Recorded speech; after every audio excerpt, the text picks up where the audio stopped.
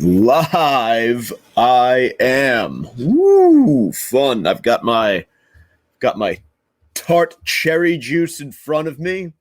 You have a very modestly dressed Mrs. Claus there. Not a sexy Mrs. Claus. She's a very modest Mrs. Claus this evening. You can look at that while I check the audio here. What do you say we take a peek? You can look at that while I check the audio here. There it is. Just peachy. Put the phone down. Take a little pufferoo on this bad boy to get started.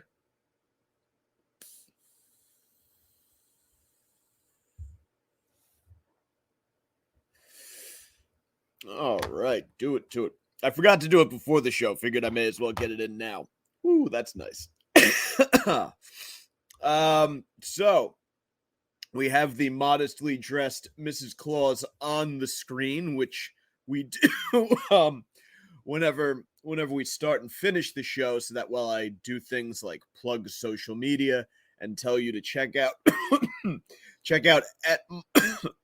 at Mike's Golden Streams on YouTube, at Mike Montone on Twitter, at Gary_Moyler, Moyler on Instagram, The Savage Crew on Facebook, facebook.com/The Savage Crew.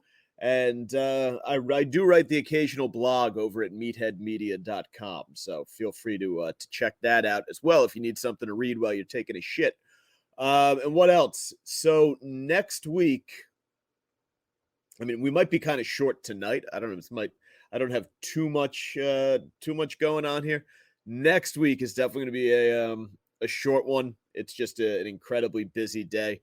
I have a bunch of gym stuff going on. We have a meeting in the morning, and then we have one of our two gym Christmas parties on Friday night. So it's going to be a busy one. So I'm going to have to squeeze in a pre-record to kind of wrap up the season, but we'll have a little Christmas fun. I'll try to make things nice and holly and jolly. As you can see, I do have the lights going in here. I got more. You guys can't see the bar is off camera, but the bar is nicely lit.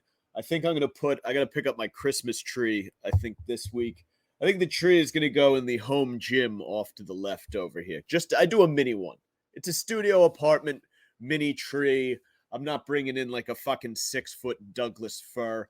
I do a nice little like Charlie Brown 3-foot tree. Modest, gets the job done. Probably the way a lot of guys think of their penises.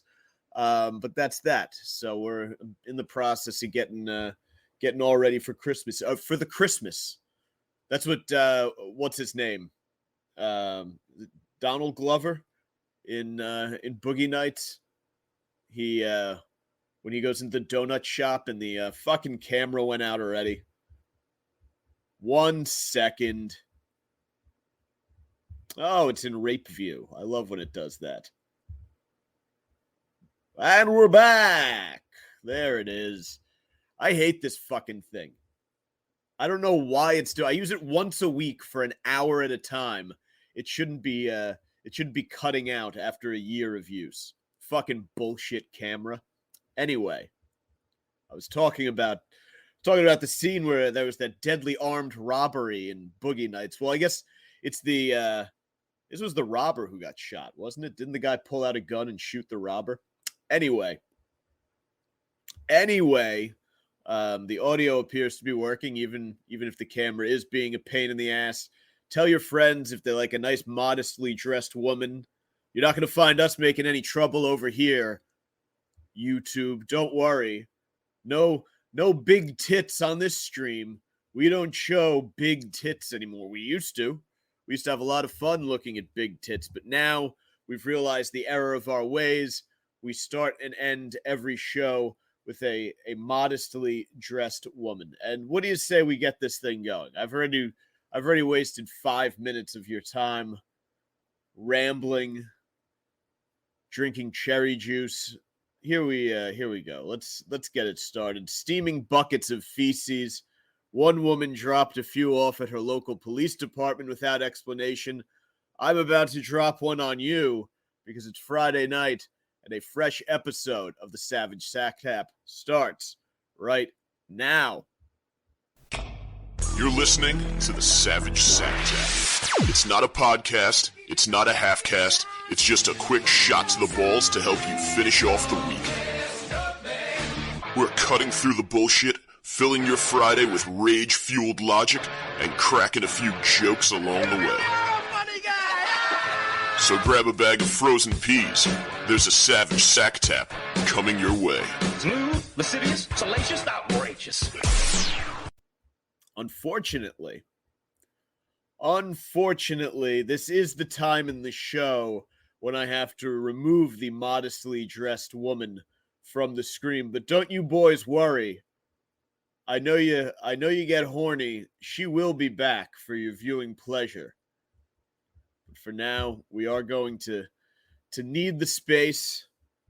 It's Friday night. It's Sacktap Live. We're going to be talking all about... We do have a great story about a woman in big buckets of shit coming up. I had a hell of a day. I took a massive dump when I woke up this morning because I eat a lot of calories, so I take a big shit. But usually, like I don't experience like a painful or a difficult shit. I don't get like diarrhea or anything like that because I pretty much eat the same fucking thing every day. It's just meat, rice, and vegetables with, some eggs and some protein powder and fruit. So there's nothing in there to really upset the stomach, but I take a lot of calories in, so it's a big shit. And it literally took it took all fucking day to get that thing flushed. I had to fucking, I had to add more water to the tank on top of the toilet to finally get this fucking thing with the accompanying toilet paper to go down. So a fine way to start the morning. It's always, I don't know what it is. There's this feeling I've noticed now because, I used to just wake up like hungover, and like then as you get older, like hangovers last a few days. So I was always wake up like tired, groggy, and just fucking shitty. Now I wake up feeling a lot, even if I don't get a lot of sleep, I wake up feeling pretty good just because I don't drink more than I have like a beer a week at this point. So you have a much more acute sense, I feel like, of how your body feels because your baseline feels a lot better. And I notice whenever I wake up in the morning and I have to take a shit, like when I get a nice full long night of sleep and it's like the turd is peaking, like it's time that my body is waking me up because it's time to go. There's like an interesting kind of adrenaline that you feel like if I wake up and it's not time to take a shit, like if I'm gonna need like a coffee or whatever, a little bit to get it moving, I can lay in bed like nice and peaceful, just kind of chill out, take my time getting up. But if it's time to roll, there is some kind of charge that goes through your body that just tells you like we're doing this now. Get the fuck up. It's time. So that was this morning.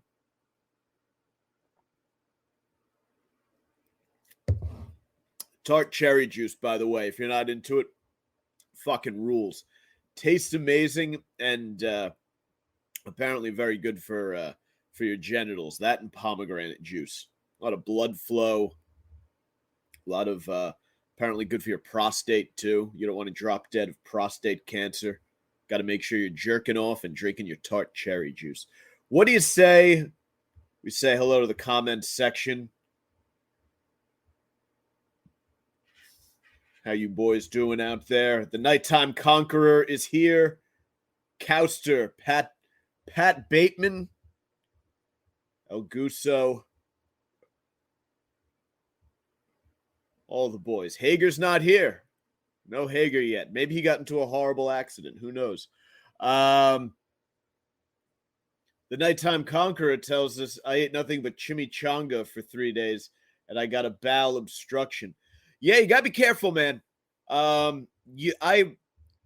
The better I started eating, the more I realized how, like, if I ate something unhealthy, it fucks with you, and it really fucks with the way you shit. Because I used to be, when I was in like my earlier 20s, I was really into like powerlifting. All I cared about was just getting bigger and stronger. So I would just eat whatever the fuck because I didn't care. Like, I was carrying a shitload of extra body fat. I was fucking massive. I got to dig up pictures of that one day. I was like I was weighing like 230. For reference, I'm about 190 right now. I was weighing about 230. I'm 5'8", but I was obviously carrying a lot of fat and water. You be lean and muscular at my height. 205, I think, is about the max, as I have read.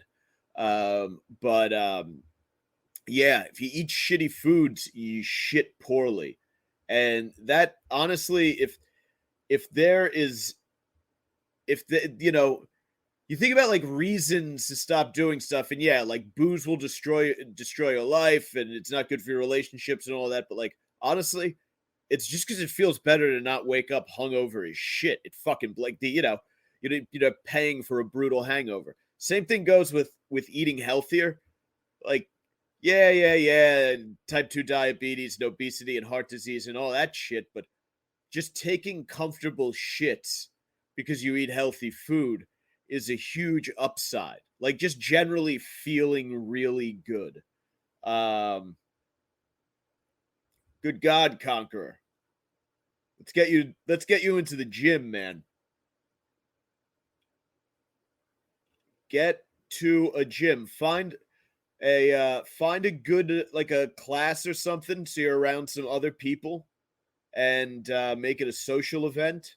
Or get like a personal trainer if you're kind of shy and you want to get one-on-one. But yeah, definitely, Conqueror, let's get you into the gym, man. It'll change your fucking life.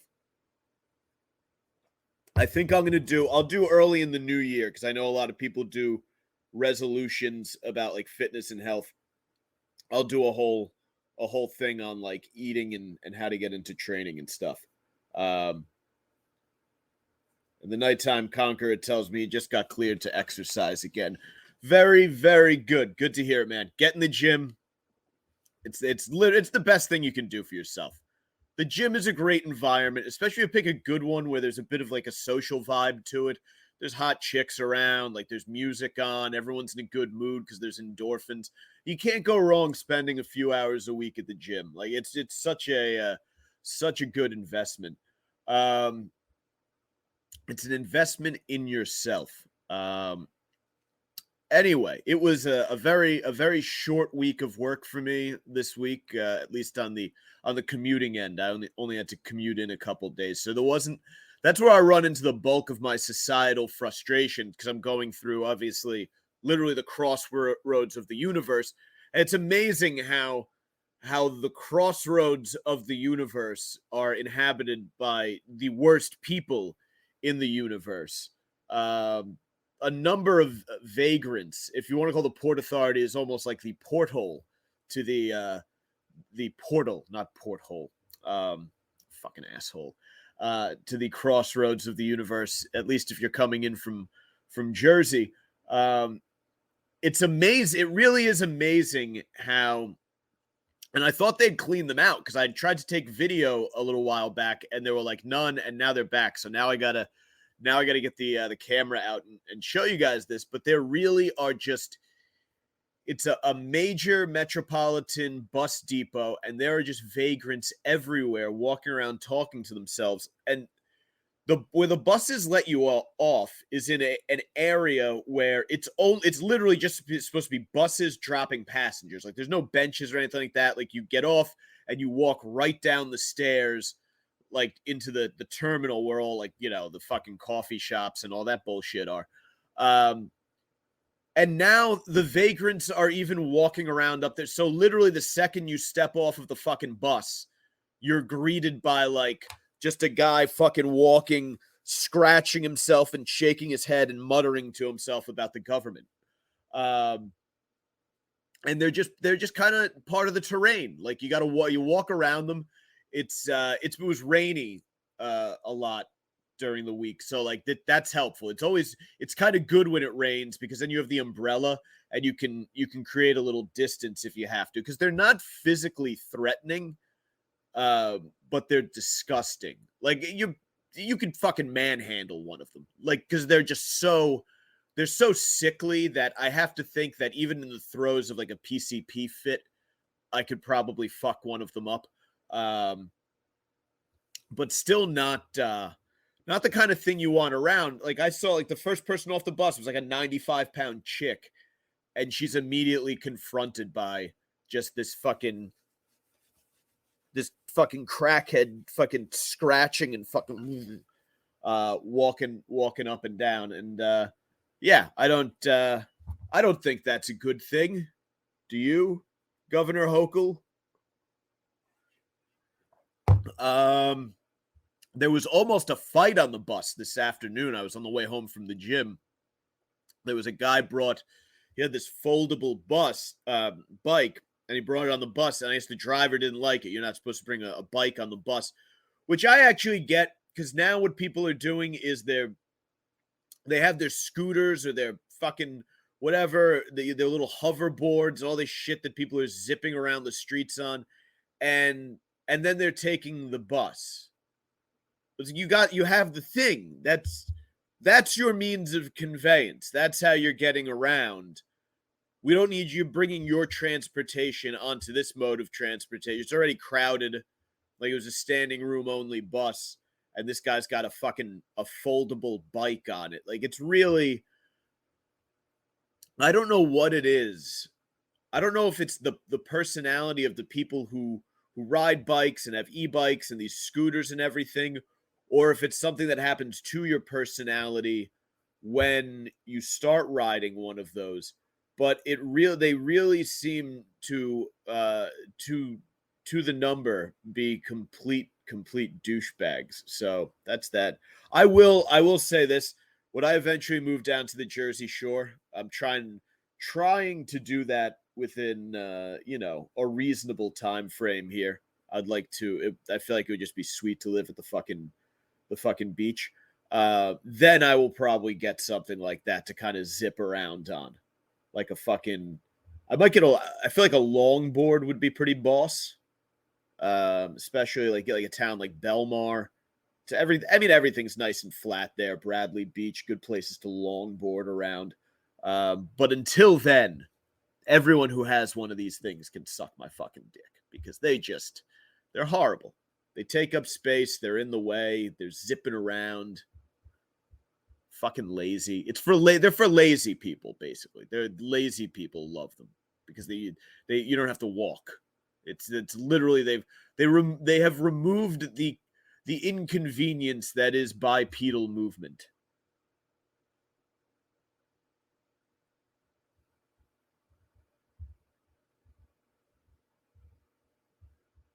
Anyway, just looking at the comments section here before I transition to a fresh topic. Good to see everyone is planning to hit the gym here, and yeah. To reiterate, I will definitely put out. I'm gonna start putting out some more fitness content. So if you're looking for advice and tips, you will be getting some soon. Anyway, Dear Abby, I have not jumped into a Dear Abby in quite some time, and I love Dear Abby. I love Ask Amy. I love these advice columns people write in, and I don't know what it is. Like, I think what I enjoy about them the most is that, like, they're like delivered, like the sensibility behind them is growing. Like the advice is always given by the columnists is always to like be nice or like be kind, do the right thing. But it's it's kind of delivered in that like 1950s school marmish um, type of way, and there's just something that I enjoy about that, which is why I read them amidst like the way people communicate now online with like all this shorthand and like fucking modern lexicon and meme language and stuff.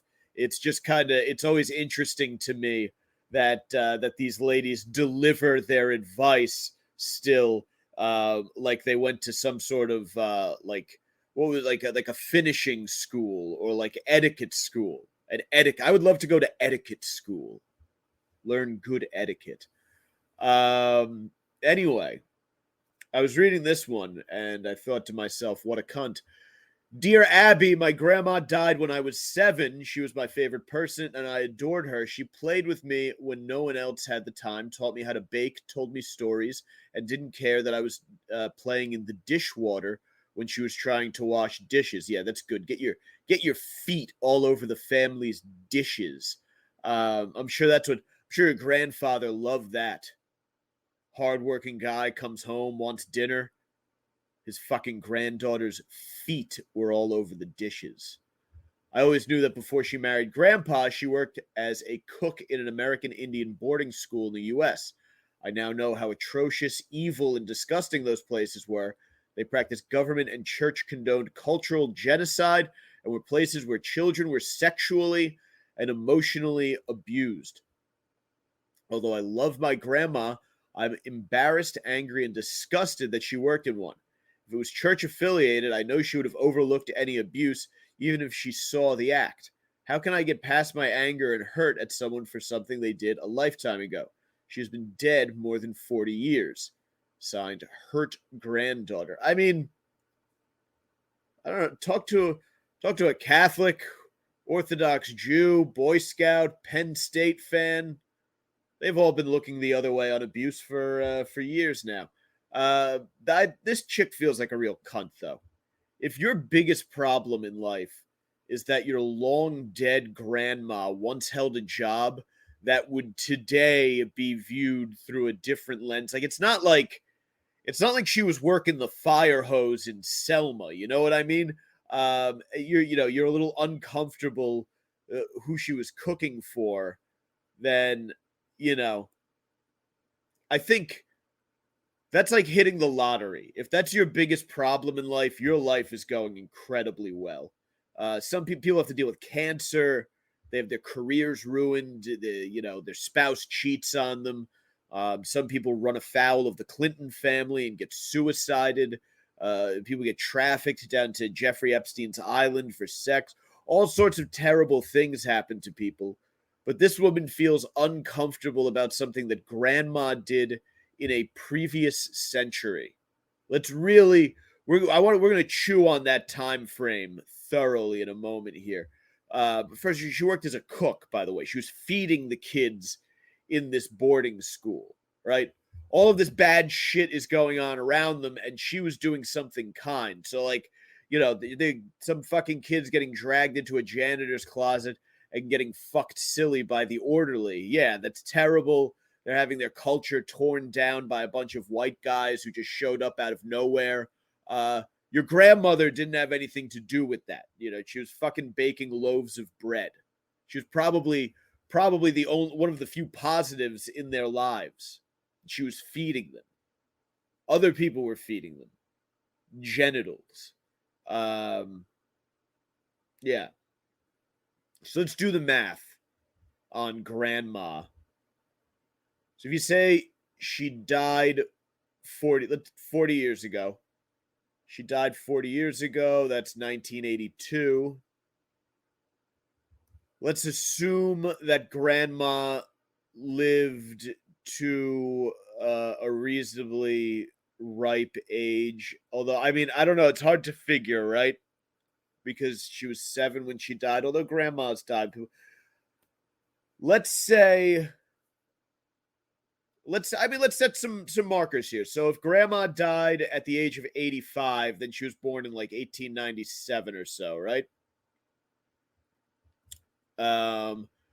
So if she started working in her people went to work pretty young back then. So let's say she started working in her early teens, then she would have been working on the reservation or wherever the fuck in like 1910. You know, at sort of like an older age. Let's say she was born a little earlier. Let's shift it.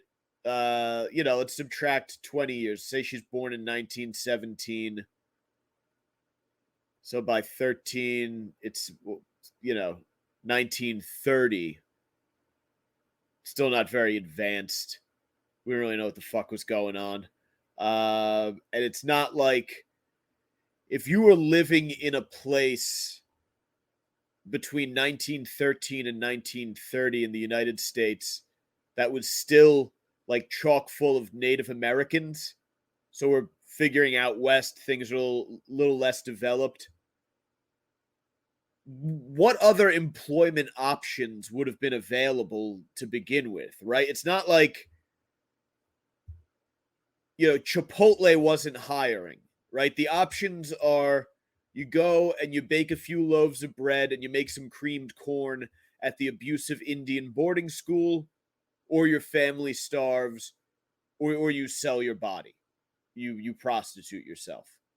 Those were essentially the options available, I would say, to a young woman where she was at that time. So to say she baked some bread or, she made them a few meals, she made some beef stroganoff for these kids, poor Native American kids who were getting molested, she was one of the good ones. I don't know what this broad's fucking problem was. It feels like to me she just wanted to self-righteously write this email, and she's probably, now that grandma, what I bet she really feels guilty about? Grandma is dead, and she learned about this, and she's been shit-talking her grandmother at like cocktail parties and stuff, and now she wants validation for it from Dear Abby. So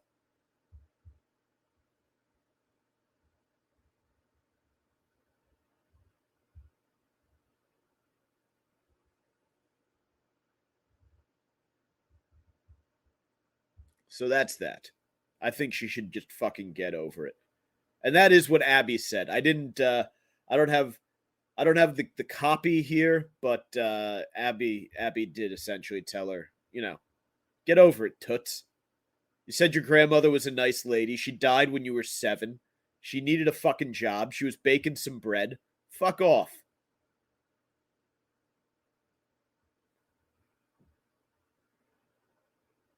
Anyway, we'll move on. Eli Lichter wants to know, how long after you're sick do you go back to the gym? I mean, if you're worried about being contagious, whenever you're not contagious, but I'll do like a light workout when I'm if I'm a little under the weather. I don't get incredibly ill. But you can still, you can move around a little bit, get yourself some fresh air. I'd probably opt for more of like an outdoor, like a light, just go for a light walk, do some stretching, maybe some yoga while you're sick, and then just load up on healthy food, broth, collagen, and all fucking berries and vegetables and shit while you recover. And then, as soon as you feel energized, as soon as you're ready to go. Anyway, I have this picture here I want to share because we're going to talk about this lady for a second. Well, for a few minutes at least. This woman did something, allegedly did something very, very interesting. Texas woman allegedly dumps 50 pounds of feces at police station. This is the New York Post. Someone is on this Texas woman's crap list. Mindy Jeanette Stevens, 46, the wife of an assistant fire chief, allegedly dumped about 50 pounds of human shit in front of the Electro Police Department last week, KXAN reported. And the Post's copy actually says human they don't spell out shit, but it's S-T. So the post copy actually says human shit. They're attributing to KXAN. So currently, there are multiple news outlets reporting on human shit. And I do have to say, as a former local news writer, this brings me a great deal of joy, because writing web articles for a local news station absolutely blows. I mean, it is just mind-numbingly boring reading articles or writing articles about, like, you know, if a car swerved off of the fucking road in Brooklyn and knocked over a fruit stand outside a bodega, we had to have it on the website. Someone's got to fucking write that. So go to your local news webpage and find the dullest fucking article story that you can about, like, some children's concert in the park or some such bullshit, and some poor bastard had to write that. Some asshole making, 48K a year had to write that fucking thing. Terrible stuff. So when you get one of these stories, it really brightens up the day, and it feels good to me, having escaped that occupation. It feels good to know that there is some guy. He's out there, he's writing teasers about the local farmers market. He's bored off of his ass. It's literally, he's just coming in high as fuck every day because it's all he can do to get through the shift. I know how it is. And now at least he gets to write about this nut job here, dropping a load of turds at the local police station. A police officer noticed a person making a suspicious deposit. Yes, a suspicious deposit indeed, in front of the station on East Cleveland Avenue on Thursday, authorities said. He went outside to see what was going on and discovered 3 5-gallon buckets of what appeared to be human waste. An affidavit posted by Law and Crime states. The officer also saw a person clad in a hazmat suit wearing a yellow mask walking to an SUV with a trailer. He attempted to ask what they were doing, and a female stated the buckets were human shit. Again, it says human shit, and she was dropping them off. She then got in the vehicle and drove off, the affidavit says. So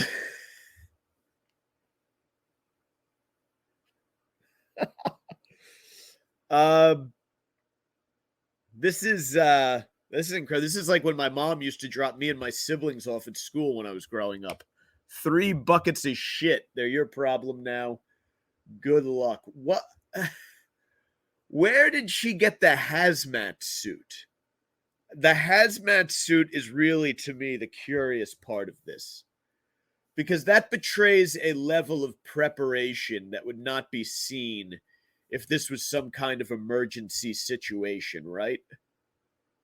Nobody just has a hazmat suit lying around. You get the hazmat suit because you anticipate dealing with, or you are regularly exposed to hazardous materials, and you wish to remain safe while handling them. So what we can extrapolate from this is that these were probably not the first buckets of human shit that this woman ever dropped off somewhere. If I had to guess, I would say that this woman has handled a significant amount of human shit on a, I don't know, I don't want to be so bold as to say regular basis, but on a basis far more frequent than the average person. A police lieutenant reviewed the surveillance video and recognized Stevens' voice, officials said. Police Chief Terry Wooten then contacted City Administrator Steve Bolin about the malodorous matter and noted that the woman is the wife of the assistant fire chief. Maybe she stole his hazmat suit. Bolin, who is also a local firefighter, reportedly told Wooten that he would raise a stink with Stevens and order her to come pick up the buckets, or she could face charges.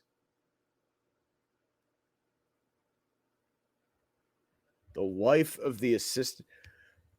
Can you imagine having to call your buddy and tell him that his wife is hauling buckets of human shit.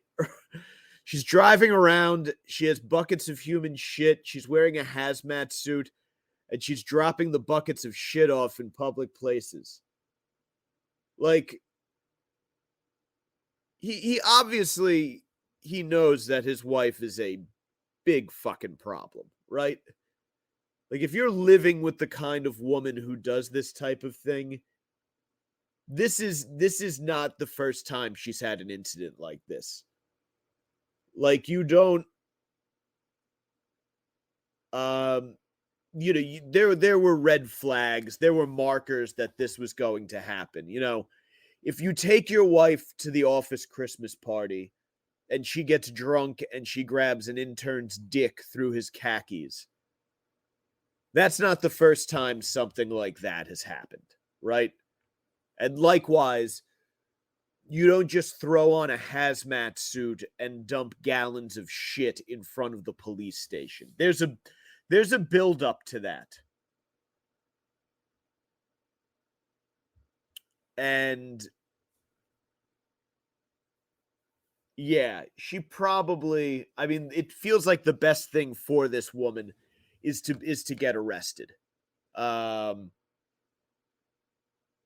feel worse for anyone here, the husband probably, because in addition to, you have that rivalry. You might be a hero around the firehouse because there is that rivalry between cops and firefighters. But he's a firefighter. You're a pillar of the community. Is he the fire chief or the assistant fire chief? Yeah, the assistant fire chief. That's a pillar of the community. You're a well-known guy in town. You're contributing to the public good. You can't be the assistant fire chief and have your wife running around pouring out mounds of shit in front of the police station. The woman refused to clean up her mess and said it was not her problem, the affidavit says. Stevens was then charged with misdemeanor illegal dumping over 5 pounds and under 500 pounds, a violation of the Texas Health Safety Code. She was released Friday after posting a $2,000 bond. Yeah. Just a lot of questions here. Like, where did this shit come from? Why doesn't she think it's her problem? Like, she said, not my problem, which I guess in a technical sense, that's true. The shit has been delivered. It's been dropped off. She's no longer in possession of it. And the thing about shit is that once you have relieved yourself of shit, it really is no longer your problem. You've passed it off. It is now whoever has to clean up those buckets, that it's their problem. They're the ones who have to deal with the shit, not you.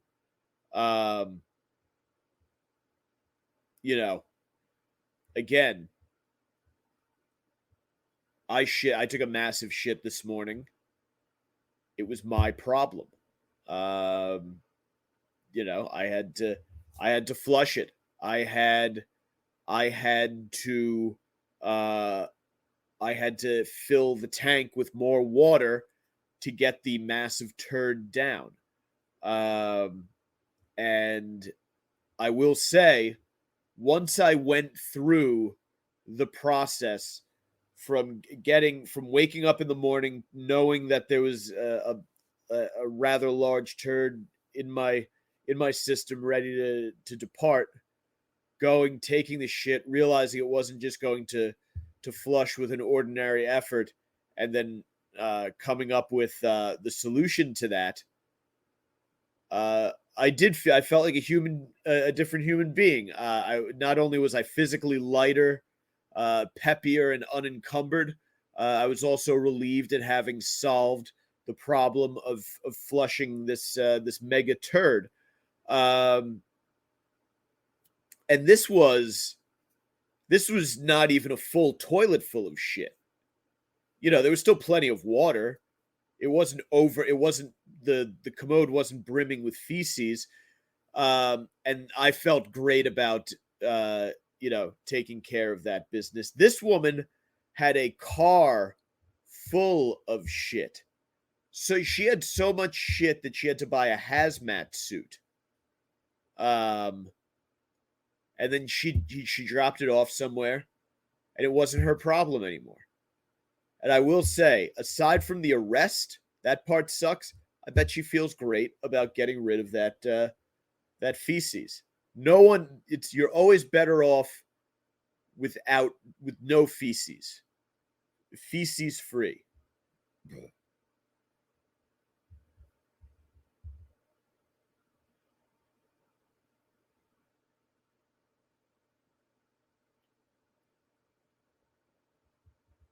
I'm being told here in the comments section that I could have got a wooden spoon and broke it up. Yeah, I mean, that would have cost me the wooden spoon, though. Then at that point, you do have to throw out the wooden spoon. I plunged it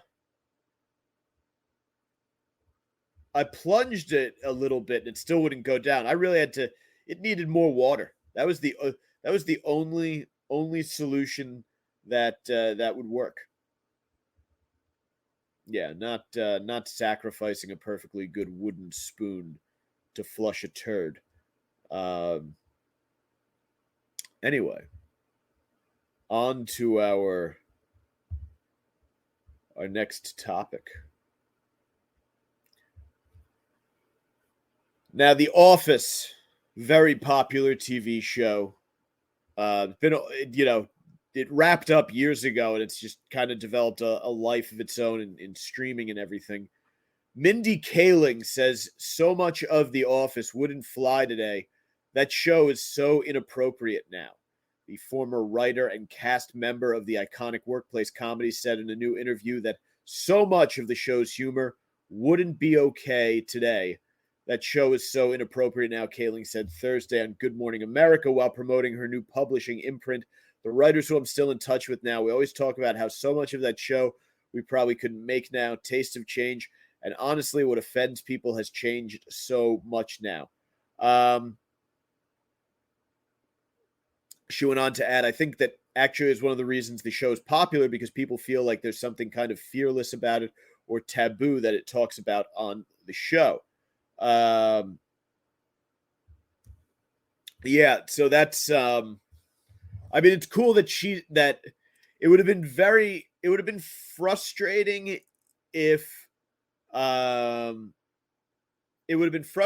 she had said that she wasn't happy about it. Like, she doesn't seem bothered by it. What I find frustrating is that, and I agree with her, because fucking Comedy Central got cucked into taking down the best episode of The Office of all time. The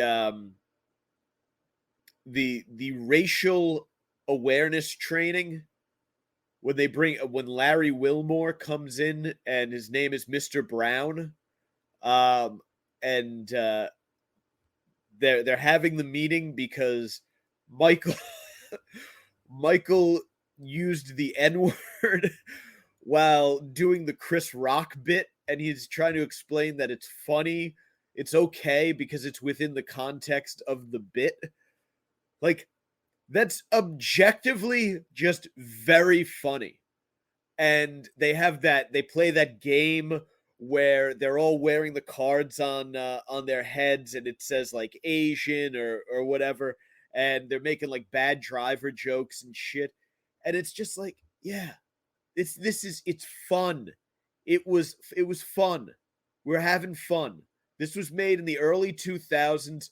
There was just a hell of a little fucking gap of time there after 9/11 and before Occupy Wall Street, where people were like, the world could literally, like, you could go to work and die via a fucking 747 crashing into your fucking desk. We're having fun. Everything was like, you know what? Bin Laden taught us how to live. All right. You know, maybe the guy wasn't all bad. He taught us how to fucking live because the post 9/11 years were great. Nobody gave a shit about anything. And then all of a sudden, fucking a bunch of douchebags, a bunch of rich white douchebags from Brooklyn whose parents paid their rent so they could become artists and explore their bisexuality and all that other shit that they do out in that fucking borough. Um, they decided they were bored and they wanted to go occupy a fucking park in Manhattan for a few weeks, and things have just been going downhill since. Uh, just fucking ridiculous that they don't show that episode of The Office on Comedy Central anymore, and they fucking they silence like offensive words too. Um, really, really annoying. Um, and I don't. It's weird because The Office is very popular among the kind of white people who take their kids to drag queen story hour. I would think, like it's very popular. I mean, it's popular amongst everyone. Like they're at least the earlier seasons. I really like The Office. It is actually on the TV on the other side of the room right now on Comedy Central. There are things I hate about The Office. Jim Halpert and Pam Beesly are, in my opinion, two of the worst, shittiest people on the planet. They're not redeeming characters. It annoys me how much everyone likes them. Like for a while, I don't see it as much anymore. But when The Office was running like 24 hours a day on fucking Comedy Central, like I think during the lockdown was when it really happened. And it was also, yeah, it was still up on Netflix back then too. You would see in a lot of chicks like Bumble profiles and whatnot, like looking for the gym to my Pam. They would all say like, and I always found that very irritating because the more you watch The Office, the more you realize that Jim and Pam are horrible people, right? Um, the premise that we're all supposed to fall in love with these two based on the premise that she was engaged and her fiance worked downstairs in the warehouse, a blue collar guy, and Jim works up in the office, sits 10 feet away from the receptionist, and they fall in love, because they're making smiles at each other, and Jim will just do anything to have. But then you start looking at the relationship, and you're like, okay, so maybe Pam and Roy hit kind of a rough patch, but you're like, there's almost no effort within the show for those two to ever even work on their relationship. Like she makes zero effort to work on her relationship with Roy. Roy, for his part, seems very eager. I think he's just he's a fucking idiot. Like that's the character. He's supposed to be a dumbass. It's very it feels like the writers were really looking down their noses at like blue collar types with that one. Like the fucking of course she's gonna go with Jim. He's the office. He's got the long hair. He's a douchebag. Like he's a huge douchebag. I mean, she sucks. I don't know what anyone sees in Pam Beesly. Like she blows. She has a just shitty personality. Her fucking sense of humor sucks. She sucks. You realize the more you watch it, you realize like they do a great job selling her as like this like cute girl next door, whatever. Like, oh, she's in on every joke. Like, and if you don't watch through a critical lens, I see how you could feel that way. And perhaps if you lived in Scranton, Pennsylvania, if that was the best there was out there.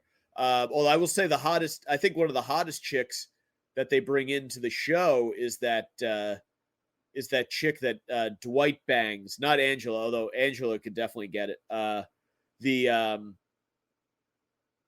she's Pam's, like, I guess, sister, the dental hygienist that he bangs at the wedding, and then he meets up with her at the barcade that they go to. That chick could definitely get a dick. Um, but Pam just fucking sucks, and Jim's a douchebag too. Like, you watch the show long enough, and you're just like, yeah, this guy's kind of a loser. You know, he's in his 30s, and he's kind of a condescending asshole, doesn't work that hard, and his crowning achievement in life is that he's on the sales floor at Dunder Mifflin Scranton. Like, that's a sales job that you take straight out of college because you need to get some experience as a salesman, and you're still living at home, you're from the Scranton area, and you're saving a couple bucks, live with your parents, you're doing the sales job, you're hitting the bars in town with your high school buddies every night, and then eventually you do that, like 3-4 years at the most. Maybe you probably do it like 2 years until you apply for something more ambitious in Philadelphia or New York or Boston or wherever. If you do 4, maybe it's because they promoted you up to like a senior sales position, or like a team leader or something like that. And if you're going to stick with the company beyond that, you'd be trying to get to corporate well before 30, I would think. You're not hanging around. Halpert's they got to be in their mid 30s, right? Early 30s, mid 30s. If not, they look very weathered. So he's not a very impressive guy in general. Like his crowning achievement, like he wins the basketball game that they play downstairs against the warehouse. He's better than Roy at basketball. Gives a shit. The character Jim Halpert claims that Pam Beesly is his best friend. His best friend is engaged, and he spends every waking hour working to actively undermine her engagement. Like, that's the kind of guy he is. Well, when she's drunk at casino night, he finds her and kisses her. When he's sober, she's drunk. Forcibly kisses her, pursues her into a dark room. Does all of these things. Actively goes out of his way to undermine her relationship. Really, and he's constantly fucking around in the office, just inhibiting their ability to make money. Like, people's jobs are at stake. His coworkers are all going to lose their jobs because the branch could go under, and he's just fucking around. He's trying to subvert his friend's engagement, and he's trying to screw with Dwight. He's trying to play goofs on Dwight instead of selling paper and protecting the jobs of his friends at the Scranton branch. So Jim is really a selfish piece of shit. They go in the later seasons, they go down to Florida, and this like hot, like she's like a temp or a sales chick, whatever, makes the trip with them, and Jim has to like do all of these things, all this slapstick that unfolds for him to not bang her on this trip, because he's trying to resist banging her. And it's like, if you're married, you supposedly you love Pam enough, your wife, that you torpedoed her engagement. You just went out of your way to undermine it. Then you married her, and you've had kids with her, and you've known this intern for a couple weeks, and you can't resist fucking her on this trip. Like, you have to fucking You have to resort to all sorts of zany shenanigans to make sure you don't sit too close to each other. Like, you have such little sexual self-discipline that you can't, like, it's not like the character Jim Halpert in Scranton was never getting loads of pussy. Here and there would be like he dated Karen, and then there was like maybe one other chick that I think they showed him dating, like the redhead to the bag sales chick, and that was pretty short lived. So it's not like Jim Halpert was cleaning up on trim. Michael Scott was getting way more ass than Jim Halpert. And all of a sudden he's irresistible to this. Like, just get the fuck out of here with this guy. It's just such a fucking tool. Dwight's the fucking man. Big Daryl fan. Obviously, Michael Scott rules. Love a little Todd Packer. I find Ryan very entertaining. Kelly, Angela. Phyllis is hit or miss. You know, sometimes I find her and Bob Vance shtick a little irritating. She's just way too much confident for she's too confident for how she looks. Fat old lady. But yeah, the later seasons I understand absolutely sucked. It just gets really bad. Robert California was a good character. I enjoyed him and what's her name? The old the fat chick from Titanic. I always forget her name, but she was cool as a temporary boss. That I enjoyed. Do we have Office fans in the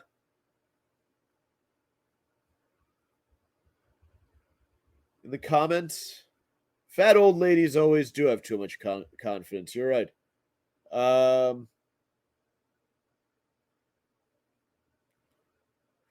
Fuck. I love seeing Doug Bell comments in the comments section. Yeah, Dwight cutting open the CPR dummy is an all-time fucking all-time Office moment.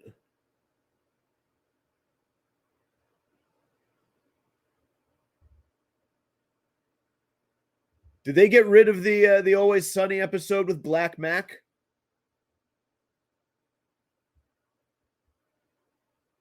That's upsetting. I'm surprised they would do that. They allow like everything on that fucking show.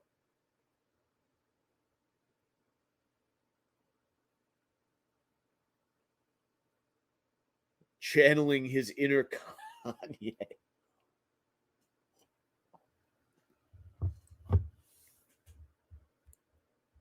Well, let me throw Mrs. Claus back up on the screen.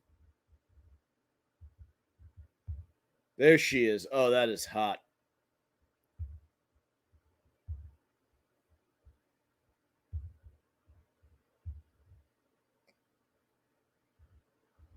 So this yeah, it is Friday, December 9th. I am going to be next week's going to be a pre-record, and then 23rd and 30th are going to be off.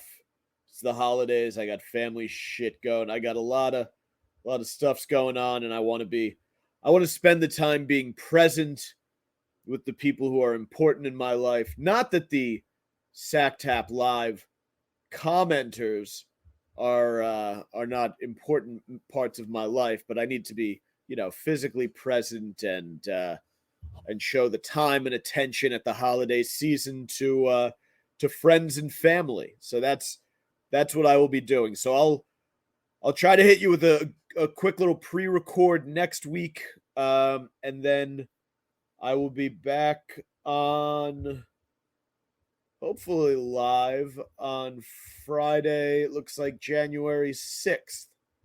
So while I'm here, I would like to wish all of you a very safe and happy holiday season. We have the YouTube subscriber count is at this very moment 677. I wanted I had wanted to be at 700 by the new year. Um, I don't anticipate that happening. I don't think I'm going to get a 23 follower surge here, so we'll fall just short, but still a nice number. Um, and then I don't know. I would like, things going forward. I would like to eventually start doing some like interviews. Those probably won't be live, but there are people out there like fitness content creators, and there are a lot of former mafia guys doing YouTube channels. So I will at some point, I don't know if that's going to be an early in the new year thing or if that'll be later on, but I'd like to start doing those once in a while. I don't know how much time I'll have to do them because I am I have many masters, I have many jobs that I have to get to and do, but I would like to start doing some of that because there's some interesting people out there, and I think probably also a good way to grow the page a little bit. Probably have a bigger followership if I actually put a little gas into growing this thing. So hopefully do some more interesting stuff in the new year. I realize this isn't incredibly exciting. Listening to me talk about logistical plans for the year 2023, but you guys are always here. You're always chiming in on Friday nights, keeping me in a good mood in the comments section. So yeah, hopefully I get a chance to do some interesting things with this in the year to come. Like I said, definitely going to start throwing more fitness content out there just because it's become a bigger and bigger part of my life. So I want to start reflecting that in here. So I'll show you guys some interesting shit on the YouTube channel. Won't always, a lot of that stuff isn't going to be in the live stream just because it's tough to do any of that live, but definitely be throwing it up on the YouTube channel. So if you're looking for me on YouTube, Mike Montone on YouTube or at Mike's Golden Streams. Twitter at Mike Montone, Instagram at Gary_Moiler, MOYLER. My website, meatheadmedia.com. When I get a chance to, I'll take topics from the podcast and I'll blog them on there. So if you prefer the written word, they're available there. I don't always get to it, but I try to do, hop in like once a month, a couple times a month and do one. But yeah, that's that, folks. Have yourselves a merry little Christmas. I'll try to hit you with some Christmas content next week, and I will see you guys in the new year. Adios, motherfucker.